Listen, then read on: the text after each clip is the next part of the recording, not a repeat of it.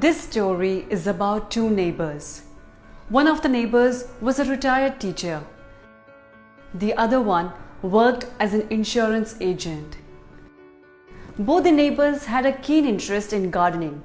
They both had a small garden behind their houses where they planted different plants.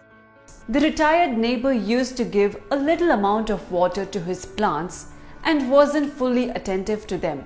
Whereas, on the other hand, the insurance agent used to water his plants a lot. He was very attentive to look after them. The plants of the retired teacher were little grown and were okay in greenery, whereas the plants of the insurance agent were fully grown and were much greener.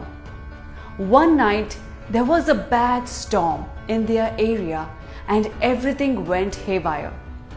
The next morning, the neighbors came out to look at the damage that happened due to the storm. The plants of the insurance agent were damaged and fell off from their roots, whereas the plants of the retired teacher were not even damaged a bit and were totally intact. The insurance agent was disappointed to see his plants. He went to the retired teacher and asked him, "Sir, we both grew our plants at the same time. I used to take care of my plants better than you, and I even watered them a lot.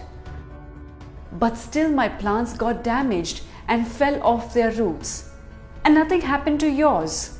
How is that even possible? I don't understand a bit of it." The retired teacher grinned at his neighbor and replied, "You gave your plants more than enough water and attention, which wasn't even necessary. Due to this, they didn't need to work themselves for that. You made everything available for them, whereas I gave my plants water in an adequate quantity. The rest of the water, I left it on its root to figure it out on its own. It helped the roots of the plants to grow deeper and it became firm with time. This is how my plants survived the storm." Moral: this story is about how you should parent your children. Children are like plants.